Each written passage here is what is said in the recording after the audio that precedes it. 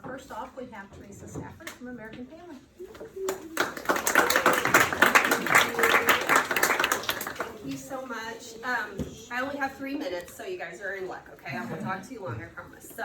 But when Cecilia talked to me about this, that she wanted me to do this for you guys, I wanted to talk a little bit about leadership, but I didn't want to give you this whole big long thing. So I just decided that, in my opinion, what leadership kind of is sometimes we have to start back at the beginning. So, I keep looking at you, Clayton.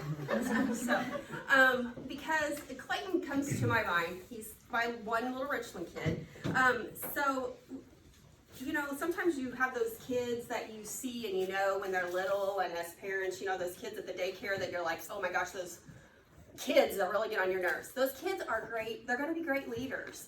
And Clayton, I've known him forever, and you know, around town, I mean, you knew at a very young age that Clayton was going to be a leader. He was, you know, he was into things, and maybe some people might have thought it was annoying, but you know, he's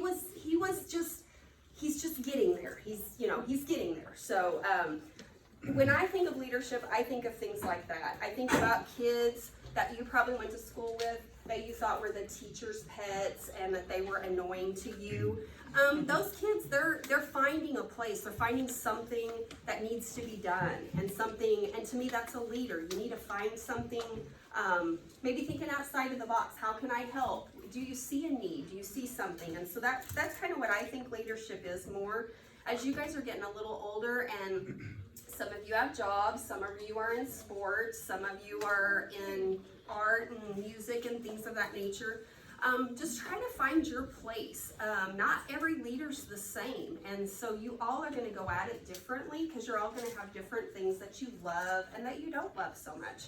But I would say that just kind of be attentive and be a good example, because you never know who's watching you. And it could be somebody in this room. It could be somebody that is your boss. It could be, for those of you that work, it could be somebody that comes in that you're serving or you're waiting on or whatever. So you never really know when you are being that leader. I would encourage you to keep a positive attitude. We're kind of in a crazy time right now, and I think being a good leader is definitely keeping a positive attitude, and sometimes that's a little bit hard in different situations. So really think about that too. And my last thing I would say is just be the best you that you can be. Don't try to be somebody else. Just be who you are and be the leader that you are supposed to be. You may not be the same leader as the person beside you, and that's okay because you're all very unique and you're all very different. Every one of us in here we're all unique, and we all have our own things that we're strong at. And so anyway, good luck, and thank you guys so much for being our first class. We appreciate it.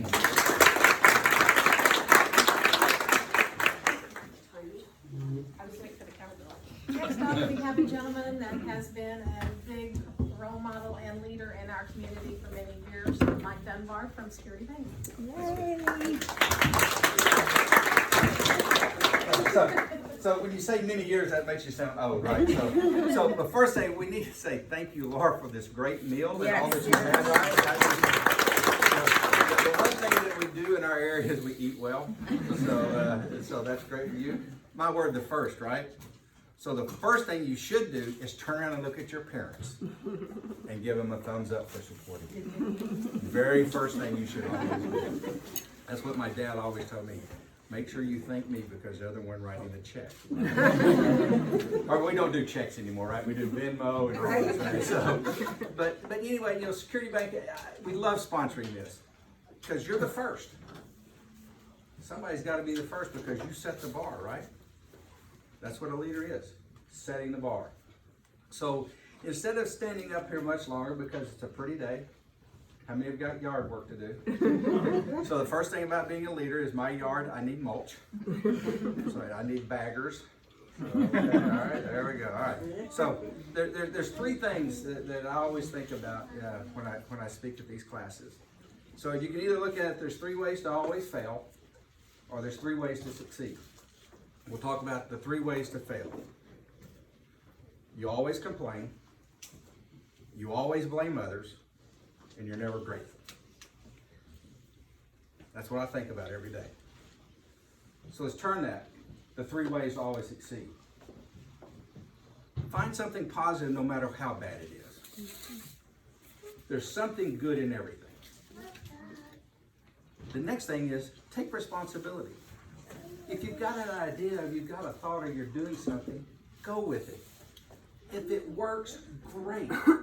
If it doesn't work, own it and say, I'll do better next time.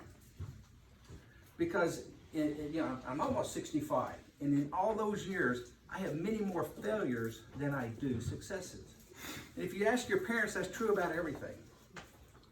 But I always find something good about it. And the most important thing is always be grateful.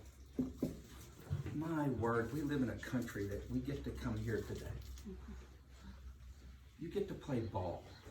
You get to go to school. You get to be equal. It's about how good do I want to be? How do I want to succeed? And you're setting that tone right now. It wasn't that many years ago. I was sitting there and I thought, all I want to be is a professional football player. Well, at 5'8" and 155 pounds, that doesn't work out. So now I'm rounder and still shorter. But when I was doing that, I was doing the very best I could do. The same in school. Each one of you have set that example. Each one of you are showing that other classmates, I'm willing to do my time management and do the best I can. So remember that. Always take ownership. Do the best you can and always be grateful. And you guys are great. Thank you.